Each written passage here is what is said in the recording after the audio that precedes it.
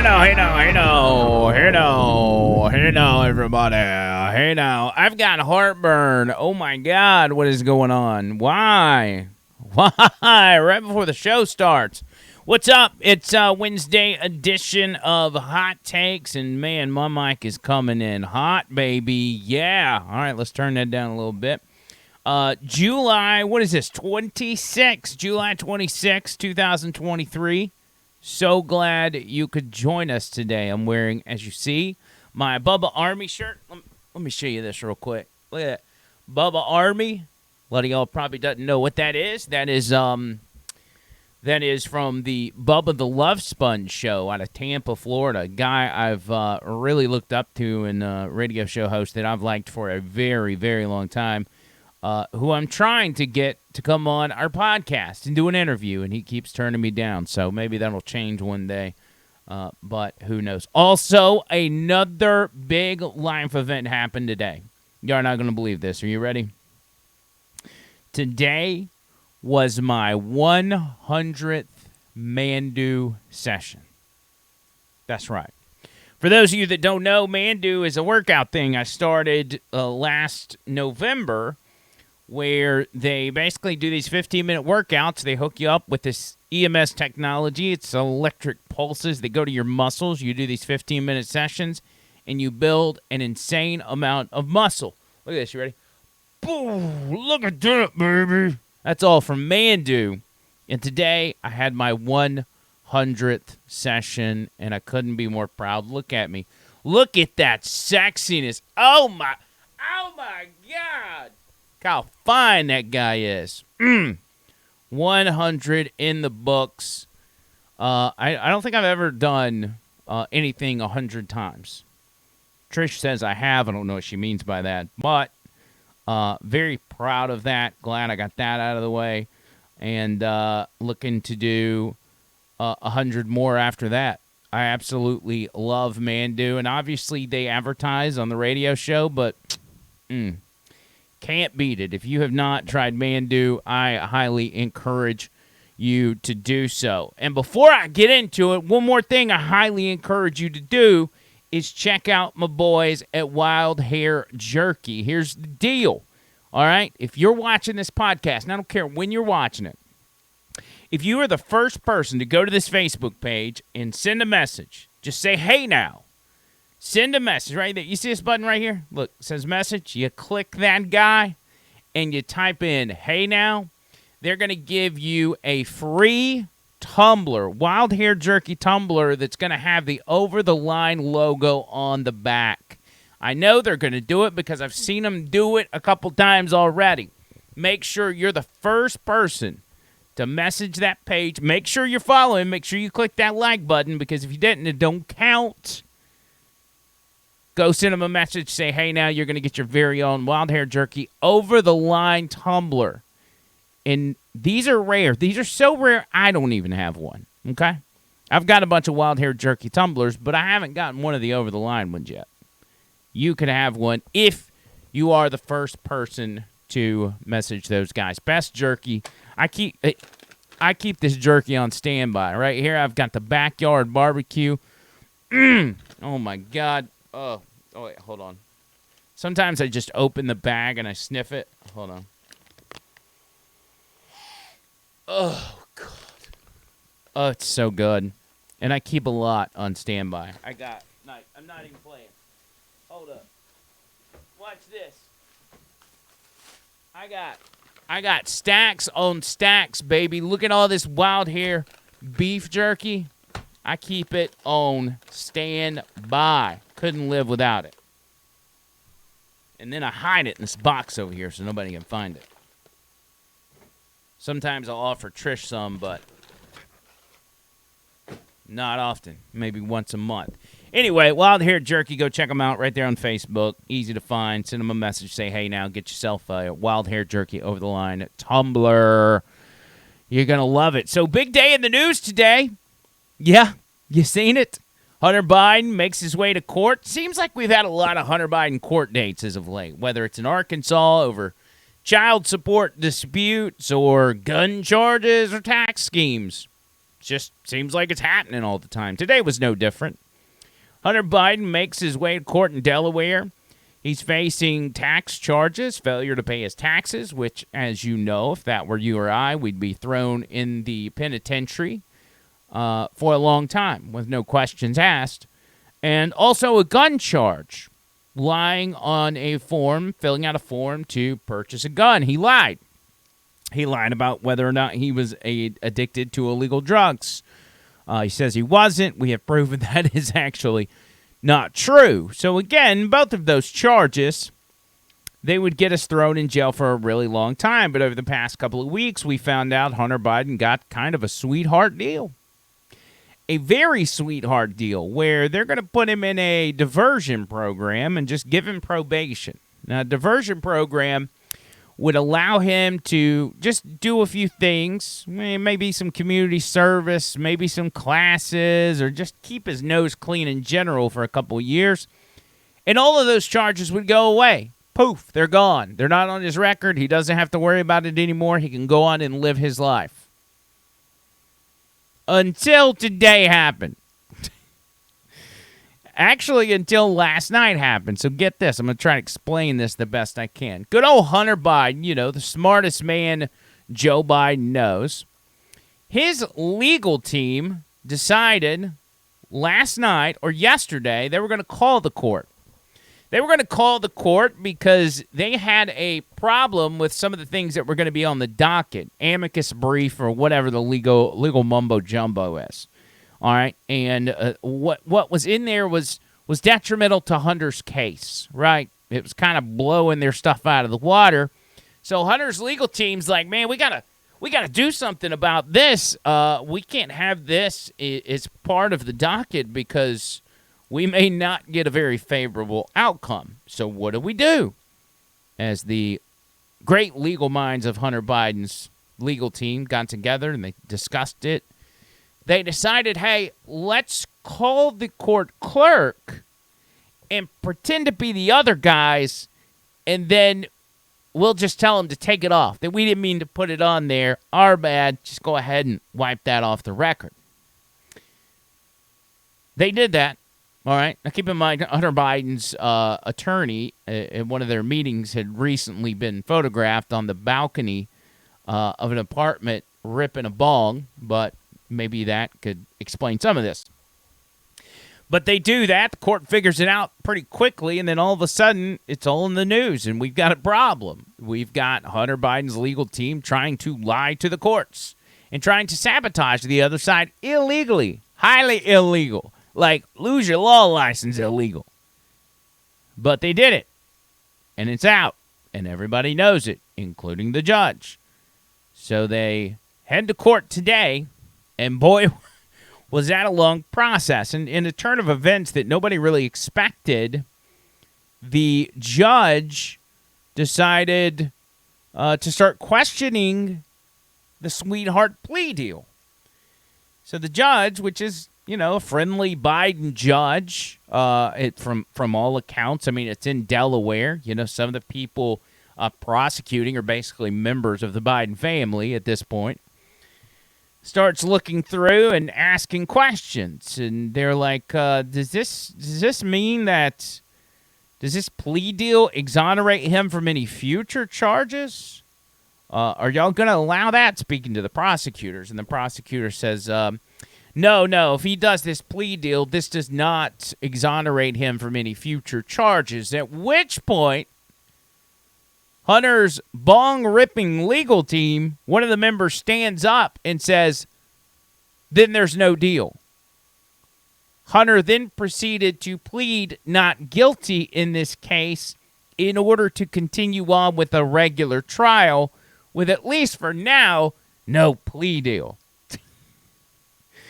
And so they've reshuffled the deck because Hunter Biden wasn't so much worried about these legal ramifications for these charges. He's worried about what's coming down the pipe, like failure to register as a foreign agent when you're making millions of dollars from foreign oligarchs and foreign governments. If you recall, Paul Manafort from the Trump campaign got hemmed up on those charges. They threw him in jail.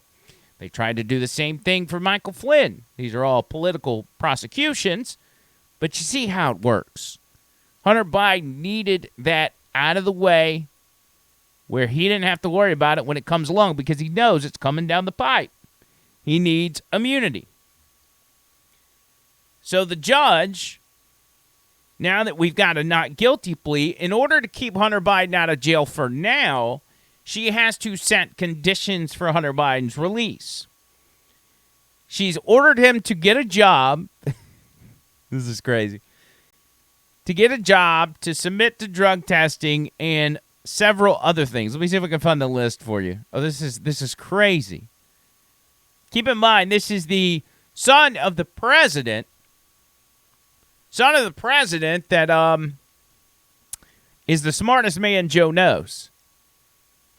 And a guy that's done a really good job at beating a life of addiction. If Hunter does not comply with any part of the judge's orders, oh, look, there's some of Hunter Biden's lawyers' health regimen. According to DOJ sweetheart deal, Hunter receive immunity from future charges, which is unprecedented. As you know, the judge wasn't having it. Prosecutors tried to quietly slip immunity into Hunter's plea deal, so the deal blew up on Wednesday. You see this right here, this word? Prosecutors tried to slip in immunity, which means the entire get-up, with the exception of the judge at this point, was on Hunter's side. When's the last time you guys have been in a court deal, maybe criminal charges or whatever, and the prosecutor was on your side? That usually doesn't happen. But I digress. Hunter pleaded not guilty to these charges, so the case is ongoing. Delaware judge, a Trump appointee, set new conditions of release for Hunter Biden. If Hunter Biden does not comply with any part of the judge's order, he can be arrested. Here's what he's required to do: to not possess a firearm, to not use or possess any controlled substances, including marijuana, unless prescribed, to submit to federal or full federal supervision, no use of alcohol at all, to seek active employment, to submit to testing for these prohibited substances, and to participate in substance abuse therapy. So there you go. Hunter Biden has to abide by all those rules. Do you think he can do it? What's the Vegas betting odds? Surely there's some over-unders in Vegas right now. What's the spread? How long will Hunter Biden be able to comply with all 7 of these rules? I say not very long, although Hunter Biden is much different than your average person that's in a situation where a judge has ordered them to be federally monitored, drug tested, and all this kind of stuff. You know, he's got some tools at his disposal. I'm sure he's got some friends that'll pee in a cup for him that he can take to his drug tests. But I don't know. Nowadays, they'll actually watch you pee. They actually look at your weenie while you pee. So I don't know how he's going to get away with that. But here's the penalties for violating any of these rules. Immediate issuance of an arrest warrant. Oh, that would make must-see TV. Revocation of his release. Kind of the same thing. Forfeiture of bond. And the prosecution for contempt of court. Here's his paperwork. Wham, bam. Thank you, ma'am. The judge sets the conditions of release. And we have, ladies and gentlemen, ourselves a situation for Hunter Biden. Now, what's going to happen from this? I don't know. I mean, maybe it turns out to be nothing. Hunter Biden, for once in his life, does the right thing and actually follows the rules. Or he messes up by the weekend and he actually gets arrested. Wouldn't that be interesting? To see the first son getting arrested on national TV? Well, Andrew, this is only because Donald Trump appointed that attorney or appointed that judge. Yeah, right. What about the other Trump judges? Have y'all noticed how much that's worked in Donald Trump's favor? It don't really work like that. Plus, these presidents don't go through and handpick these judges. They're given a list by people they trust and say, yeah, hire that guy or hire that gal. For instance, the judge in the case with the Mar-a-Lago deal in Miami, that judge has set the trial for smack dab in the middle of the primaries in like March or May. That's pretty detrimental to any candidate that's running for president. So, anyway, you see what I'm saying? The appointment doesn't really matter. What does matter is how friendly that district was and how friendly that prosecutor was. What prosecutor will slip in immunity from charges that you're not even being charged with yet, unless there may be some kind of plant that's put there to be on your team? Now, don't get me wrong. This kind of stuff happens in court cases, unfortunately, very, very often. I think about Jacob Chansley, the QAnon shaman. You remember we had the interview with him, which if you haven't seen it, I encourage you to go look for it on our channel. His original attorney was basically sent to him from the opposition, just as a cold call. Hey, this is so-and-so. Watkins was his name. Hey, this is Attorney Watkins, and I'm a constitutionalist, and I represented the McCloskeys in St. Louis, and I just want to help. I know the shaman's getting railroaded. Turns out he set up a deal for Jacob Chansley that no lawyer that's actually looking out for his client would have ever done. Basically just waived all his rights and got him sent to prison for something he didn't do. Again, the point being is this stuff gets set up. When you've got attorneys and prosecutors that are going and having lunch together, when you've got prosecutors and even judges that are having a beer together after work, I mean, these guys are co-workers, right? So when it comes down to it, you're kind of on the back burner, depending on what their point of view is, what's beneficial to them. Some of them may even work hand in hand to make the most money they can in that court system. It's a very sickening series of events that happens in courts all across the country, and there's many documentaries that have been made about many different instances. But that's a longer discussion for another day. But we'll see. We'll see what happens with old Hunter Biden and see if he can meet the conditions of his release. All eyes will be on him. I'm sure he will be safely kept at the White House from here on out, which seems to be what's been happening as of late anyway. From all previous reports, Hunter Biden has been living at the White House rent-free on your tax dollar and being protected by not just the office of the president, but Secret Service. And I don't know if y'all know this, but if somebody is looking to subpoena him or even check in on him, say, any of y'all that have been through a deal where the court's got to come drug test you, sometimes they'll show up at your house, like on a Saturday morning, and get you to pee in a cup. They ain't going to be doing that at the White House. You can't go up to the White House and be like, hey, I'm here to test drug test Hunter Biden. So he'll get some privileges along the way. But again, we'll see. We'll see what happens. It's not the only Biden family scandal, as you know. With the corruption and the upcoming charges, Joe Biden heavily involved in that. But one in particular that you may not have heard of, and I didn't get to talk about on the show today, was about one of the slain Marines at the Kabul airport in Afghanistan.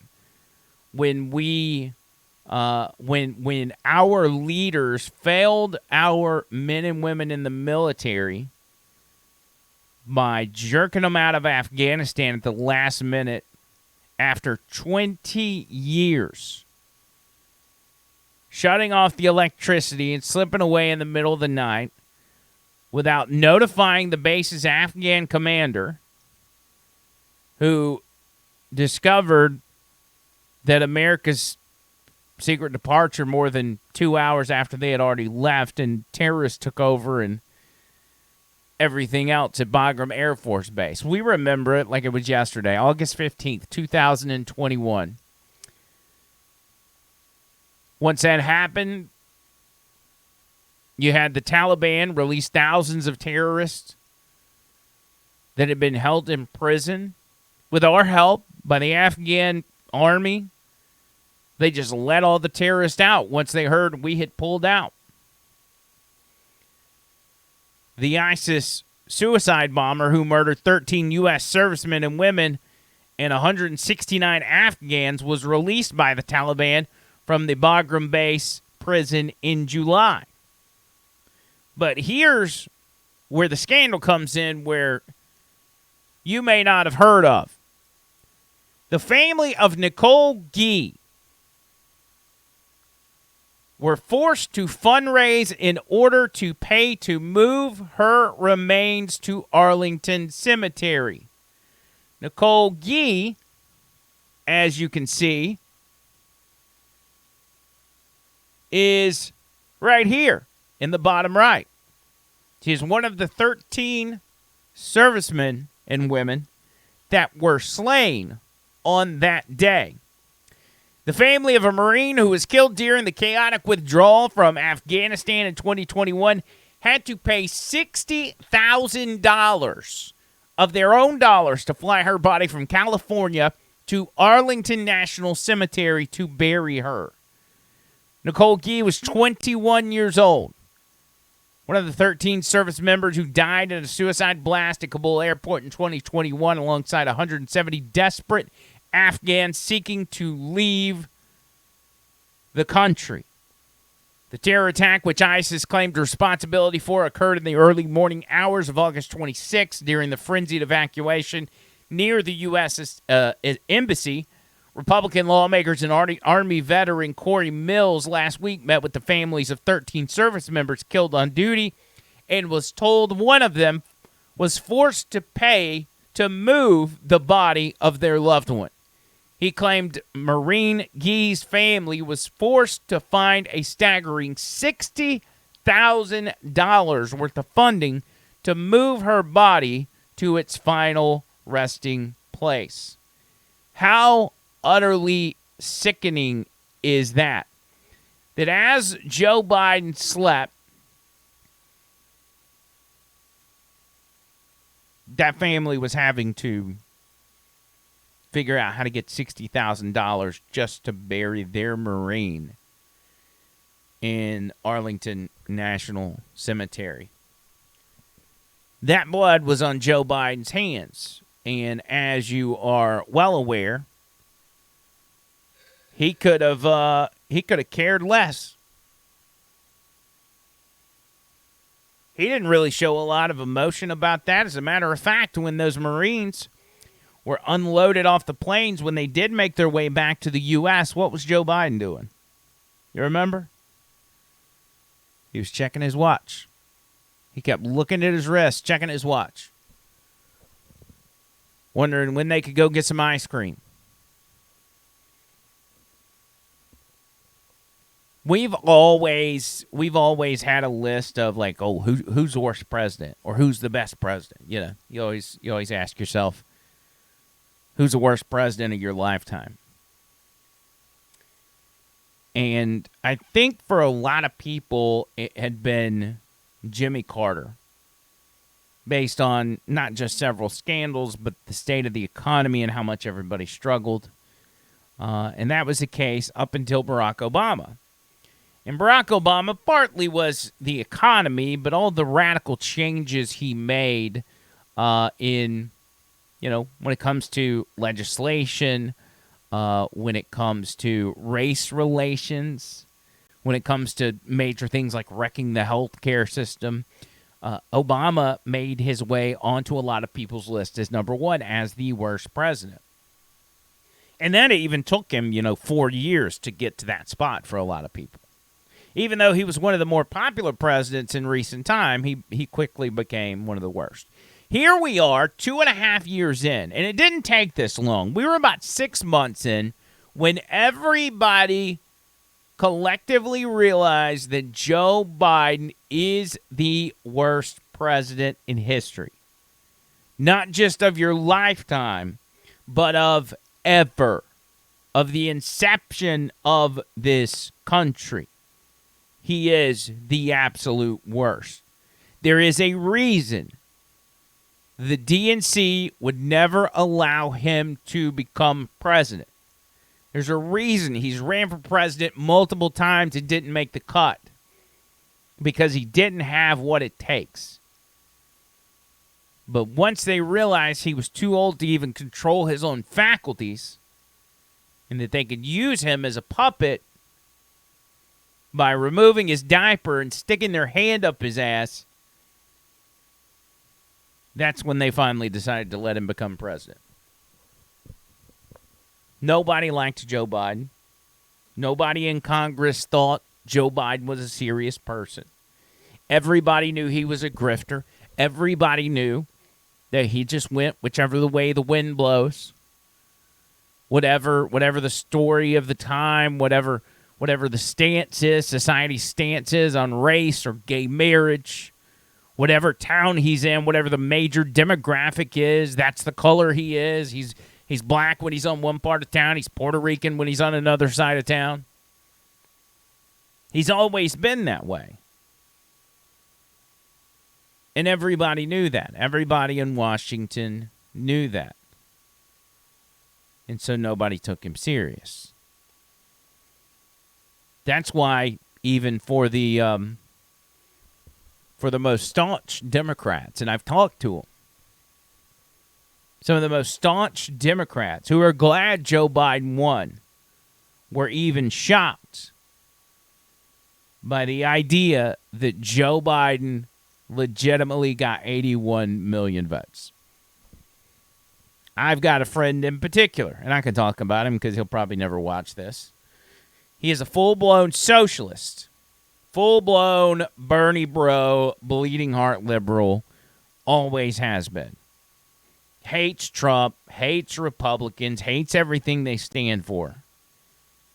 And when I talk to him one-on-one in a genuine conversation, he admits, yeah, there's 81 million. That doesn't add up.